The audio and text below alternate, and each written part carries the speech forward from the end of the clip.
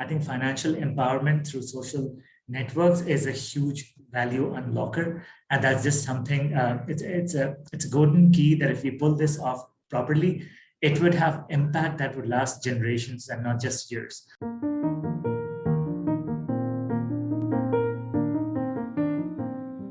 Welcome to the CoCoon podcast. My name is Erica, managing partner at CoCoon Ignite Ventures.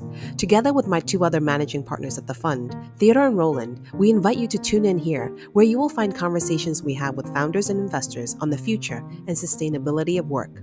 We have been talking and listening to founders and investors in Silicon Valley, Southeast Asia, Greater Bay Area, and the One Belt region for over a decade. There's so much to learn through venture capital conversations, and we decided to turn these meetings into a podcast to demystify what actually happens on the ground. If you're inspired by these stories and want to work or collaborate with any of our founders or investors, then our call to action is reach out by searching for CoCoon Born to Fly on LinkedIn. We'd love to connect there. On this episode, hear from Shahbaz, founder of TelloTalk, and find out how he is building a super app for his country, Pakistan, and why this is so much more than a social network. Shahbaz, I want to go way back. Do you remember where and how we met? Oh yeah, absolutely. So our meet cute actually happened at the Google event where TelloTalk was handpicked out of Pakistani startups to represent Pakistan at a Google for entrepreneurs.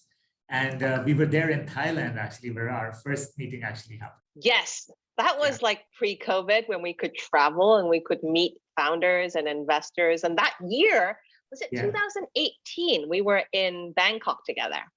And there were so many founders there. And I you know how short I am. And I come knocking on your door and I was like, Shahbaz, what are you working on? Tell me about it. So, wow, it's been 4 or 5 years now. Exactly. Wow, to me, it seems, sounds like yesterday. This feels exactly. I'm still super grateful for the Google for Startups network and how it brought us together. Okay, a little further back than that. So I know you started your career in the telecommunications industry. So what was that like, and what motivated you to become a founder? Oh yeah, so our secret origin story, right? So the way it happened really is in a very important year for Pakistan, which was year 2004. So Pakistan has just woken up to the possibility of communication really being a forceful medium of force. So what had happened was a telecom deregulation policy had just gotten introduced. So it attracted a lot of major mobile network operators like Telenor out of Norway and Warid out of Abu Dhabi. So at that time, Pakistan actually had 6 telecom operators that just were competing intensely, right? So prices started to come down, cell phones started to become more affordable. So there was this ballooning of user base. Pakistan is a market of 220 million people. So it was a substantial, increase in user base for a brand new medium. So at that point, enterprises in Pakistan started to take notice. They said, look, here's a medium which is more than radio and television combined, on which people are aggregating towards. So how can we reach out to them? So that's where actually I had graduated just from college, and I was looking for a place to do a small internship. And at that point, there's this brand new company that was trying to do mobile value-added services for the first time in Pakistan. So I joined that company, and we ended up connecting Pakistani enterprises with Pakistani mobile subscribers using SMS or mobile messaging as a medium. So I ended up leading that organization for 12 years. Actually, it was quite successful for us. And we connected over 250 Pakistani enterprises to talk to their customers. Wow, I had no idea you started with an internship and then developed your career there. I'm a huge advocate for technology startup internships. I feel like internships really help change careers. It's the best way to kind of get a flavor for what it's like to one day start your own business. I'm just curious, what was it like for you to eventually become a founder, and what kept you going and pivoting and getting to today's TelloTalk? Actually, so for us, the entire team actually, while we were building out our previous business and it was quite successful, but we knew that the peer-to-peer communication had already shifted from SMS onto OTT apps. The reason why that happened was because of another technological change that happened in Pakistan, which is in 2016, which is when mobile broadband was actually introduced. So Pakistan was very, very late to that game. We had mobile broadband 4 years later, 5 years later than Afghanistan. So we were, I think, the last country in the region to actually adopt it. But once that happened, smartphones started to get cheaper, data rates started to get cheaper, telcos were now competing onto providing internet services. So once that happened, when user communication had shifted onto OTT messaging, richer medium apps, we knew that the days for enterprise communications are also numbered. And we knew that this consumer shift would also require us to respond accordingly. Unfortunately, we weren't able to convince our previous management to actually adopt that change. But the opportunity size was just so delectable that we knew that we'll regret it for the rest of our lives if we didn't give it a shot ourselves. So this is where we started to push the restart button on our lives, 12 years into building out a successful business and starting a brand new one, which is to build Pakistan's own fully homegrown social messaging application. Now, I know Pakistan has 220 million people and 150 million under 30. It's a big task to build a super app for your country. What has worked so far and what didn't work? And you know, how did TelloTalk evolve? Once again, it's just stems from, first of all, the size of the opportunity, right? It's the youngest population in the region. The median age is just 23 and a half years old. So the moment they come online, they rush towards social messaging platforms, right? This is where we saw the opportunity that if we bring services onto that social network layer, we believe that we can create tremendous value. You know, that's where the national communication stack could be built for Pakistan, and then we can start to aggregate services on that layer rather than asking users to download 10 different apps. So lots of societal problems that Pakistan faces, like financial inclusion, digital literacy, just general literacy rate, etc.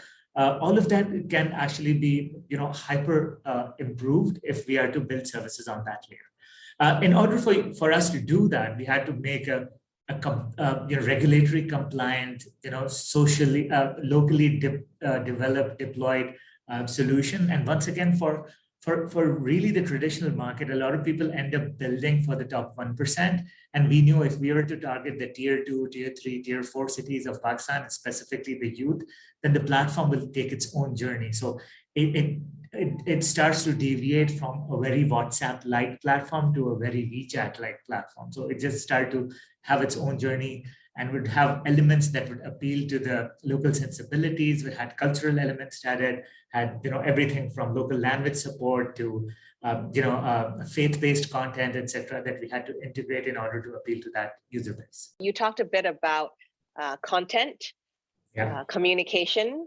community, and I know there's commerce as well. Yeah. Can you unpack a little bit of that strategy? Like how do you balance that ecosystem? So to us, really, it's all stems from the same layer where we start to compartmentalize services, but also how user behavior is actually being experienced on social messaging platforms. So even right now, if you observe, like WhatsApp is dominantly being used in Pakistan, right? So we are having less and less conversations on WhatsApp and doing more and more content sharing, right? So most of the messages we receive or trade are either funny pictures or some kind of a video or some interesting news that we found out, and then we trade that across, right? So we said that if people are consuming and sharing content on messaging platforms, then we should have the sources of content baked into the system as well, right? So we've got all local publications in local languages, which otherwise, would never find an outlet on a social network because they'll get lost in all the international ones that are available there. So we made sure that we curate all of that, and that's available for people to consume, to share. It's also a response to the fake news, issue that social networks end up facing. So every time a news item is actually shared on TelloTalk, it is done from the source at heart as well, so you can validate where it's coming from.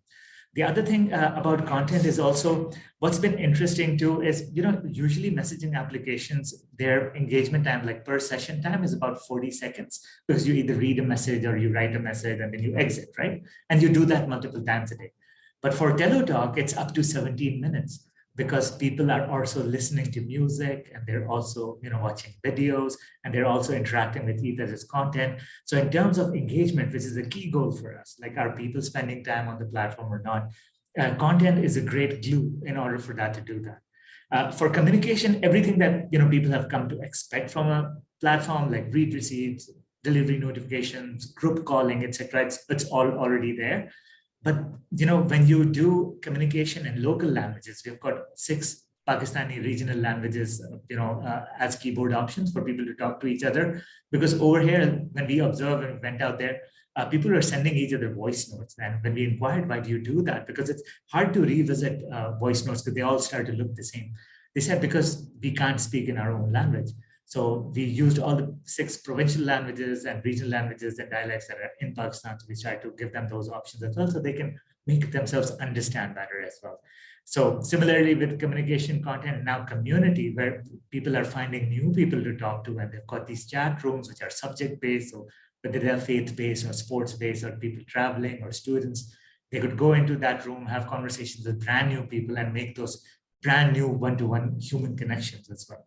Then it comes our critical part. This is something that, so the key over here is to make sure that users are coming to the platform on a daily basis or multiple times a day and spending more and more time. That's our North Star, right?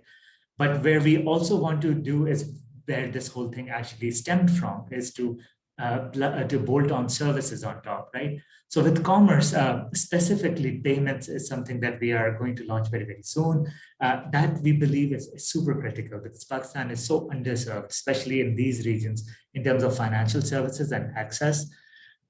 So there are more social media accounts in Pakistan than there are bank accounts. And we believe the moment that you start to build these services on that rail, not just for them to pay bills, etc., but actually for peer-to-peer payments. So to make sending and receiving payments as easy as sending and receiving messages, when you built it on and curate it on an interface that they're most familiar with, we believe that's where the biggest adoption is going to come into. And specifically to a user base, the 18 to 24-year-old tier 2, tier 3, tier 4 city Pakistanis, that really no fintech is going to go towards and no banks are specifically going to go towards. So we believe that's really where the magic resides, because once you empower them with financial services and then you allow them to actually not only disperse, but to transact and then to build their own stores and then to trade. Once that happens, I believe that'll be the biggest service that we could provide for the nation.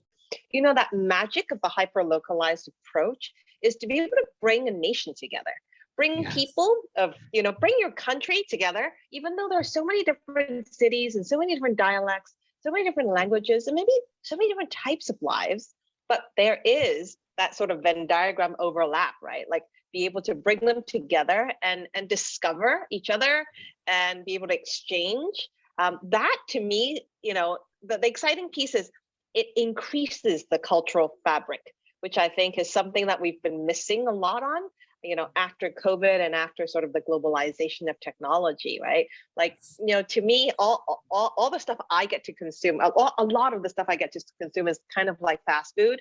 It's sort of the same all around the world, right? But when you can use technology and social media to, bring a culture together and enrich one another, that is the most interesting approach. And when you talked about wallets, I was just thinking about financial inclusion.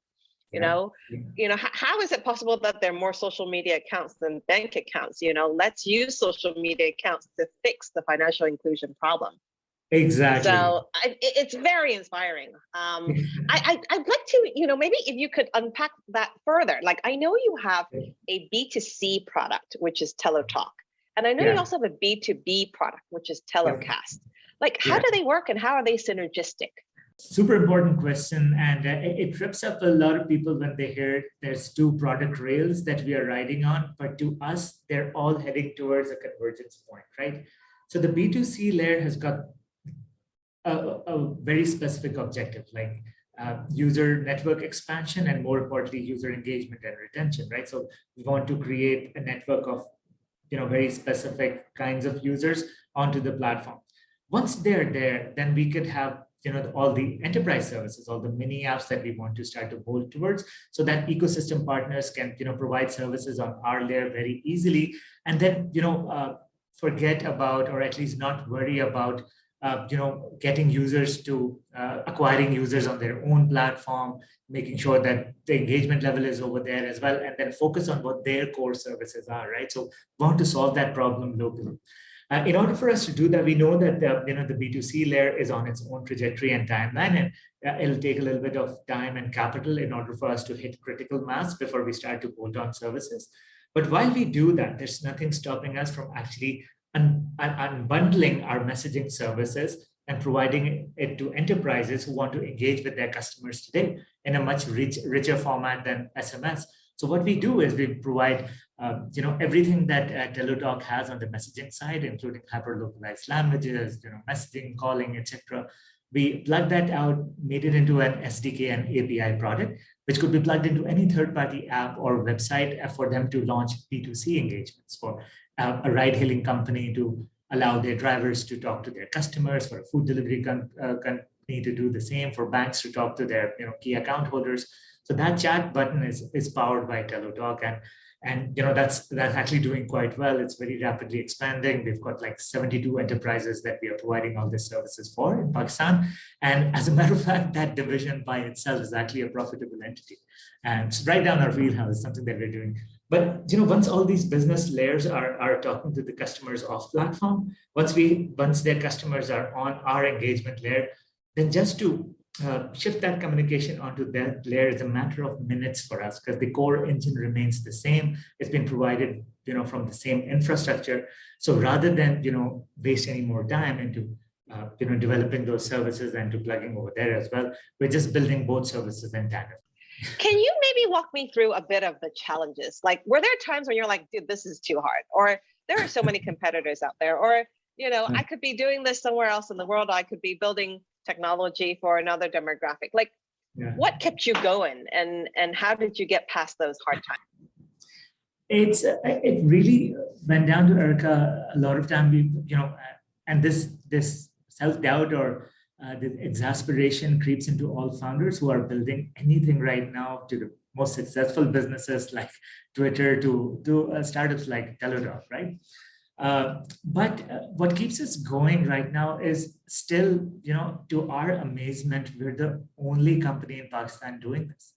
It's one of the hardest product categories to be in, because, in order for you to compete with the likes of, let's just say, Uber or a trucking company, you could build it in Pakistan because no outside competitor can actually come in right now. For them to do that, they'll have to physically come to Pakistan and create that, service. But Facebook is already here, and WhatsApp is already here. They don't need to be in Pakistan, and TikTok's here, and Snapchat's here. As a matter of fact, the top 5 most downloaded apps every day on the Google Play Store in Pakistan are all social apps which are outside of Pakistan. So those are the ones that we are competing with. But the local response to that, for Pakistan to actually say, look, we've got a viable alternative. Nobody's really has built that, because there's this feeling that it can't be done. But with TelloTalk, each and every day, we're getting that conviction. One of the biggest victories that we have gotten so far on our B2B layer is one of our theories at the start. Like, for example, for government communication, for it to take place on a quality social network layer, a government of Pakistan didn't really have any choices, right? And they obviously can't have critical, sensitive information passing through the likes of Zoom or WhatsApp, because there's vulnerabilities there, right?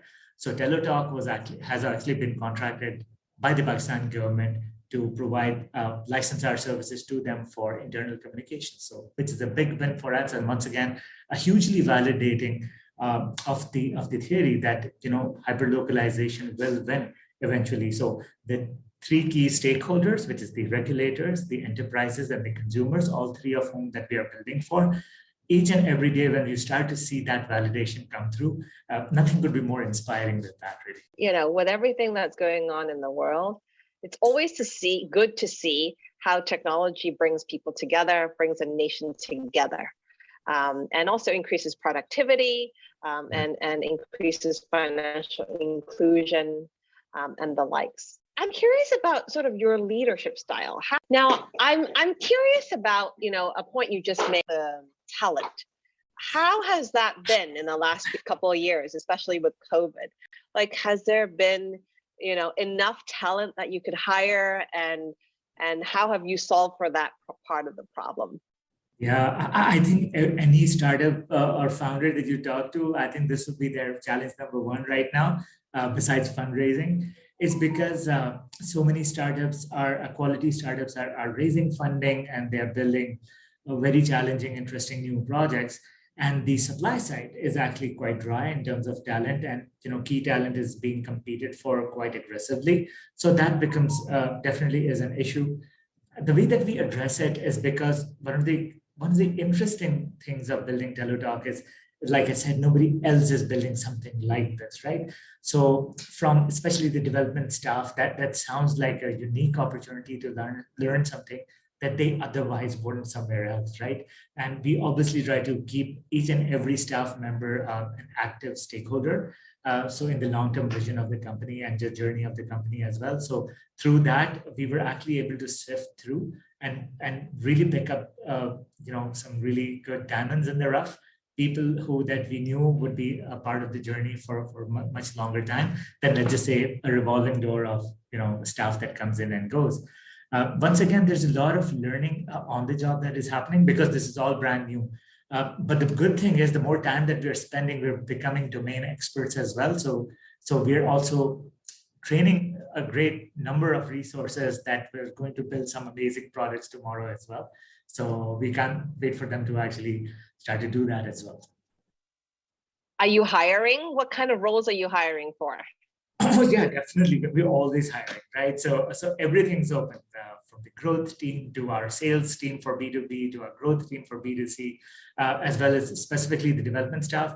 Right now, a lot of focus that we are putting also on building our proprietary AI and ML engine, which it does two parts. First of all, it is we're developing our own algorithm for ranked feeds, so make sure that your interests are matched with the right pieces of content as much as possible, so there's less wastage of what you see on TelloTalk. The other thing that we are also building is, in terms of business interactions for our B2B layer, is also automation as much as possible to reduce costs on the enterprises front through chatbots, and also to do analysis on the number of complaints that come in local languages. So a lot of Urdu content or national language content training that we are doing on a brand new ML feed. So we're hiring for that too. It's super interesting and groundbreaking stuff never attempted before in Pakistan. So we're trying to do that too.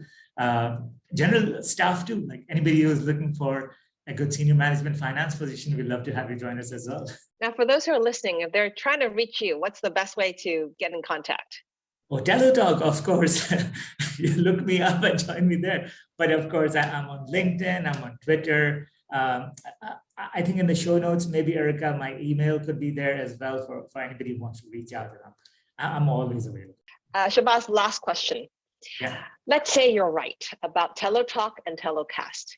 What do you see? What would the future look like?